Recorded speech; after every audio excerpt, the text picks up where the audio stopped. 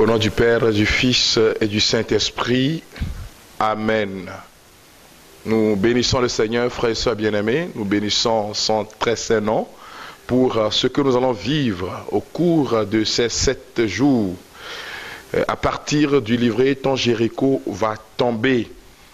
Nous voulons inviter les auditeurs, nous voulons inviter aussi chacun d'entre vous à se joindre à nous pour qu'on puisse passer ce temps comme une rencontre avec Dieu, comme une rencontre avec notre Créateur, comme une grande rencontre de transformation où Dieu va intervenir dans notre vie pour toucher nos vies, changer nos vies. Je voudrais, avant de commencer cette émission, prions ensemble. Dieu notre Père, nous te rendons grâce. Nous te célébrons pour ta bonté, pour ta puissance. Je te célèbre pour la vie, pour les familles, pour les personnes, pour les groupes de prière. Je te célèbre pour tous ceux-là qui suivent justement ce temps de grâce que tu nous donnes. Que ta puissance descende sur nous, que ton onction nous rejoigne maintenant, que ton onction se déverse sur nous, Seigneur, pour que des vies soient transformées pour toi, des vies soient gagnées pour toi. Que ton onction nous conduise, Seigneur. Je me plonge dans la présence de cet esprit de feu. Que ta puissance, Saint-Esprit, maintenant envahisse nos vies pour que nos paroles soient teintées, touchées par ta puissance pour transformer la vie de chacun et chacune de nous par l'intercession de la Vierge Marie, maintenant et pour les siècles des siècles. Amen. Au nom du Père, du Fils et du Saint-Esprit. Amen. Alors, comme annoncé donc au début de cette émission, nous allons vivre durant 7 jours le livre, les réalités du livre « Ton Jéricho va tomber ». Ton Jéricho va tomber. C'est un temps de prière, c'est un temps de commentaire de la parole de Dieu, c'est un temps d'expérimentation de la puissance de la louange qui renverse les forteresses, c'est un temps d'expérimentation de la puissance de la louange qui renverse le monde des ténèbres, qui fait reculer l'ennemi, qui fait reculer Satan et tous ses suppôts, et donc qui fait reculer aussi la malédiction, qui fait reculer tout obstacle qui se dresse sur le chemin de l'homme et empêche l'homme justement d'expérimenter la puissance de Dieu, d'expérimenter la bénédiction, d'expérimenter la présence et la proximité de Dieu. Eh bien donc, nous allons au début de cette émission parler d'abord des généralités sur la prière de Jéricho. Et donc comment faire la prière, cette prière de Jéricho et dans quelle situation le faire. Et la prière de Jéricho est une expérimentation biblique, un fondement biblique. Et donc, cette prière que nous avons prêchée depuis des années, que nous avons expérimentée depuis plus de 20 ans, et que nous allons partager avec vous ici, dans cette émission, que le Seigneur vous bénisse et qu'il vous garde dans son amour. Alors, la première question à laquelle je vais répondre, c'est dans quelle situation faut-il faire une prière de Jéricho? Voilà. Dans quelle situation faut-il faire une prière de Jéricho? Alors, pour rappel, la prière de Jéricho a son fondement dans le livre de Josué. Josué qui a été choisi par Dieu pour conduire le peuple de Dieu vers la terre promise, vers Canaan. Et dans ce parcours-là, sur ce chemin vers la terre promise, ils ont rencontré une ville forte qu'on appelle Jéricho, dont les habitants sont des gens de grand gabarit, et un peu chez nous, comme en tradition togolaise, où on parle du mur d'Agokoli, mais là c'est un mur plus grand, plus épaisse, qui entourait la ville pour protéger les habitants. Et donc, Josué va demander à Dieu que faire. Faut-il livrer la guerre? Et Dieu va lui dire non, cette fois-ci, utilisez l'arme de la louange. Et Dieu va demander au peuple de louer son nom, de contourner justement le mur, premier jour, deuxième jour, troisième jour, jusqu'au 7e jour. Et le 7e jour, Dieu a demandé de contourner le mur en louant son nom, en mettant l'arche, qui est le signe de sa présence, le signe de sa proximité, le signe de sa présence au cœur de l'histoire de l'homme. Et c'est là, le 7e jour, ils ont loué le Seigneur, ils ont fait le tour du mur de Jéricho durant 7 fois, le 7e fois. Et Dieu a demandé justement qu'on puisse pousser des clameurs, qu'on puisse sonner les corps à sa gloire, et les murs se sont écroulés. Donc c'est ce que vous allez expérimenter à travers justement ce livre « Ton Jéricho va tomber ». Alors la prière de Jéricho a un fondement biblique, comme je suis en train de le dire. Et dans quel cas, dans quelle situation faut-il faire une prière de Jéricho?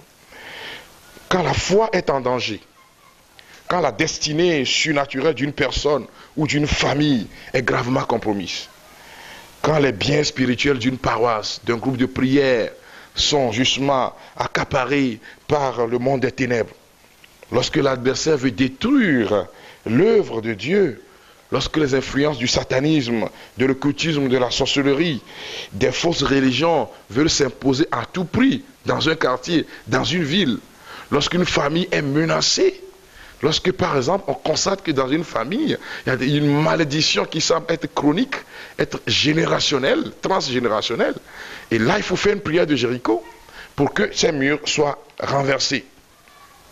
Alors c'est une prière qui se déroule en 7 jours de suite, comme je viens de l'indiquer tout à l'heure. C'est une prière qui a pour fondement la louange, c'est l'arme utilisée, c'est une prière qui justement se fait dans cet état d'action de grâce, de reconnaissance, de célébration de la gloire de Dieu, qui renverse justement le monde des ténèbres. Vous savez que Satan n'aime pas ceux qui louent Dieu, ceux qui célèbrent la gloire de Dieu. Et même au cœur des difficultés, vous devez vous mettre à célébrer Dieu, à élever son nom. Et c'est là que le monde des ténèbres recule. Alors, j'ai eu à prêcher, nous avons organisé des prières de Jéricho pour des diocèses qui, à un moment donné, étaient menacés par la division. On a fait des prières de Jéricho et l'unité est revenue. On a fait des prières de Jéricho sur des paroisses, j'ai été invité sur des paroisses, où on a prêché de façon publique. Et là, Dieu, le Seigneur, a touché beaucoup de personnes. Mais on a célébré le Seigneur, on a loué son nom. J'ai souvenance encore de cette paroisse, donc une portion était assiégée par les drogués, par les prostituées, et on a fait Jéricho, les gens ont été libérés, et je me souviens encore de ces groupes de prière où les jeunes mouraient de façon désordonnée, et nous avons fait une prière de Jéricho, et là, justement, tous ceux-là qui fuyaient la paroisse parce qu'ils avaient peur, ont retrouvé justement la foi fervente, et ceux-là qui étaient du comité paroissial, et qui tombaient malades de façon bizarre, parce que la sorcellerie avait pris d'assaut, et justement a commencé par prendre d'assaut la paroisse, et là on a fait Jéricho. Et les murs se sont écroulés. Et c'est ces réalités qui vont se passer aussi dans vos vies, pour la gloire de Dieu et pour justement le salut de nos âmes. Nous rendons grâce au Seigneur pour des familles qui allaient être complètement divisées.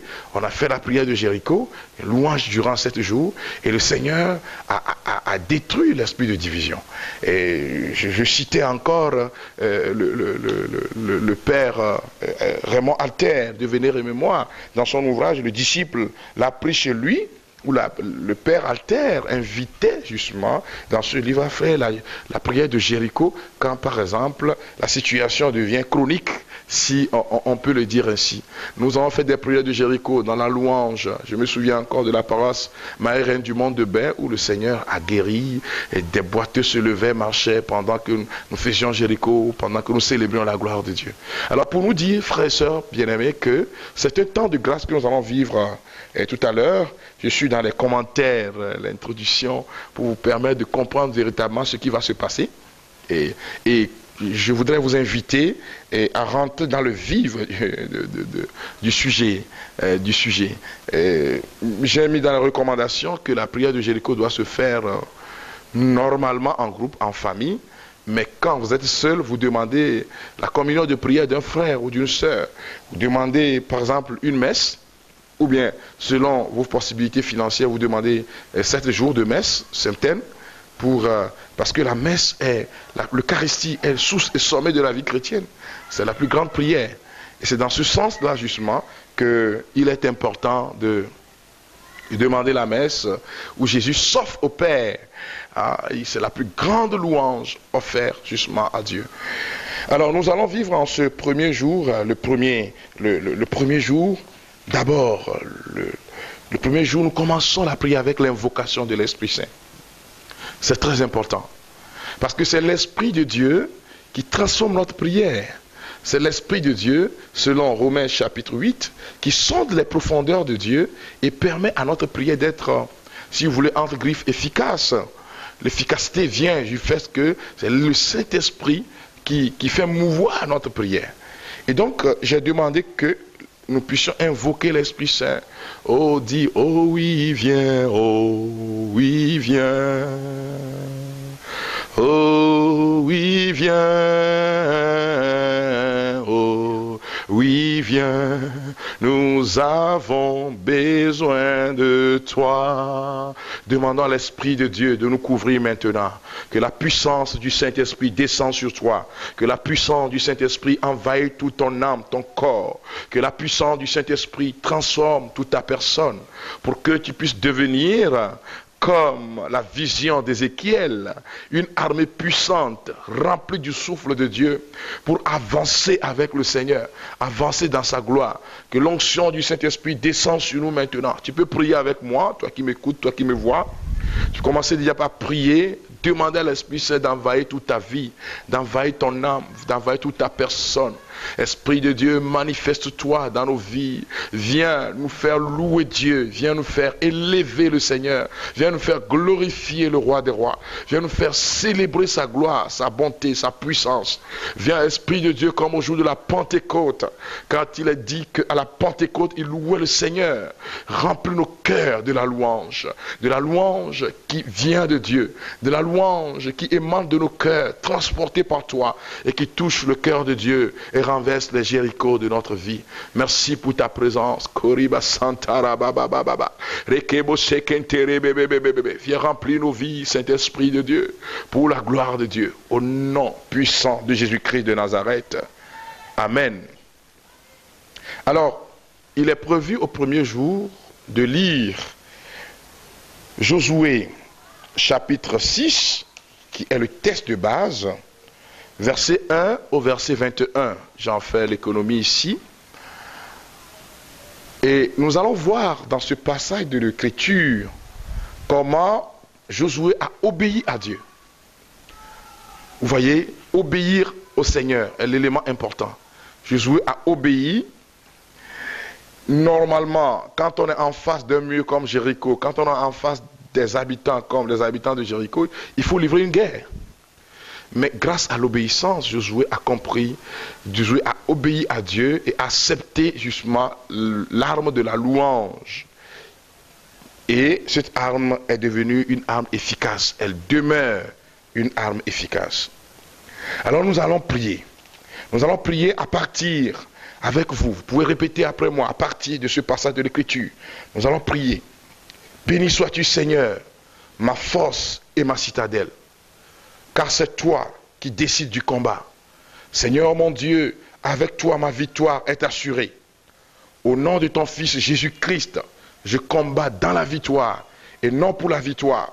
Je proclame ta gloire et ta puissance sur tous les obstacles spirituels et matériels dressés sur mon chemin. Trompette, sonnez le combat. Guitare et piano, célébrez ma victoire. Chérubins et séraphins, chantez la gloire de Dieu avec moi. Car durant ces 7 jours, une ère nouvelle va commencer. Dans ma vie, dans ma famille, dans mes projets. Oui, au nom de Jésus-Christ, par la puissance du Saint-Esprit, le Jéricho de ma vie va tomber. Le Jéricho de ma vie tombe maintenant. Les Jérichos de la maladie, les Jérichos des envoûtements, les Jérichos de la sorcellerie tombent maintenant. Au nom de Jésus-Christ, les murs de la sorcellerie, des envoûtements, des autels maléfiques, les murs de la maladie et de la malédiction sont ébranlés. Heureux le peuple qui s'est acclamé, Seigneur. Il marchera à la lumière de ta face. À ton nom, ils danseront de joie tous les jours à cause de ta justice. Ils se redressent. Louange et gloire à toi, Seigneur, car tu me redresses. Répétez après moi maintenant. Louange et gloire à toi, Seigneur, car maintenant tu me redresses. Tu me fais quitter les ténèbres du péché, les ténèbres du doute, les ténèbres de la maladie, les ténèbres du doute, de la maladie, des attaques spirituelles, pour ton admirable lumière. Ô mon âme, sois dans la joie. Mon âme, bénis le Seigneur. Mon âme, bénis le Seigneur. Mon âme, bénis le Seigneur. Mon âme, bénis le Seigneur. Béni sois-tu, Seigneur, pour l'intention pour laquelle nous prenons ce temps de Jéricho. Alors vous gardez un petit silence, vous pouvez formuler vous-même votre intention, puisque c'est un cheminement que nous sommes en train de suivre maintenant, et que vous proclamez votre victoire sur l'intention en disant, Seigneur, tu l'as déjà accompli, Seigneur, tu l'as déjà réalisé, merci pour ta fidélité qui nous dépasse, et ta loyauté, Seigneur, merci, car ce que ta bouche dit, ta main l'accomplit. Je te glorifie maintenant, je te célèbre pour ta bonté, pour tes merveilles dans ma vie, dans la vie de mon frère, de ma soeur, dans la vie de cette famille, dans la vie de cette personne qui écoute ta parole maintenant, dans la vie de ceux-là qui sont fatigués, fatigués à cause du péché, fatigués à cause du monde des ténèbres. Merci Seigneur, car tu les libères maintenant par l'intercession de la Vierge Marie, celle qui a chanté le Magnificat, maintenant et pour les siècles des siècles. Amen. Alors il est prévu normalement après ce temps de prière que vous puissiez continuer avec votre louange personnelle. Un temps de louange où chacun choisit un chant ou bien plusieurs chansons pour glorifier le Seigneur pour ce qu'il a déjà accompli. La parole de Dieu nous dit, tout ce que vous demandez dans la prière, croyez que vous l'avez déjà reçu. Vous le verrez s'accomplir. Marc chapitre 11 à partir du verset 22, verset 24. Vous le verrez s'accomplir. Et c'est très important de louer le Seigneur pour ce que nous avons, pour ce pourquoi nous le louons, de lui dire merci. Alors nous terminons normalement ce premier jour avec le psaume 145. Je t'exalterai mon Dieu, mon roi. Je bénirai ton nom toujours et à jamais. Chaque jour je vais te bénir et sans cesse te glorifier. Le Seigneur est grand, infiniment digne de louange et sa grandeur n'a pas de limite. Chaque génération célébrera tes œuvres et racontera tes exploits. Je vais parler de ta majesté, de ta gloire, de ta splendeur et faire le récit de tes merveilles. Qu'on parle de ta puissance redoutable. Moi, je veux énumérer tes hauts faits. Qu'on rappelle le souvenir de ton immense bonté et qu'on proclame avec joie ta loyauté. Le Seigneur est tendresse et pitié, lent à la colère et plein d'amour. Le Seigneur est bon envers tous, sa tendresse s'étend à tout ce qu'il a créé. Que tes œuvres, Seigneur, te rendent grâce et que tes fidèles te bénissent. Qu'ils disent la gloire de ton règne et proclament ta puissance, annonçant aux hommes tes exploits et la glorieuse majesté de ton règne. Ton règne est un règne éternel. Ton empire dure de siècle en siècle. Le Seigneur est vrai en tout ce qu'il dit, fidèle en tout ce qu'il fait. Le Seigneur soutient tous ceux qui tombent. Il redresse tous les accablés.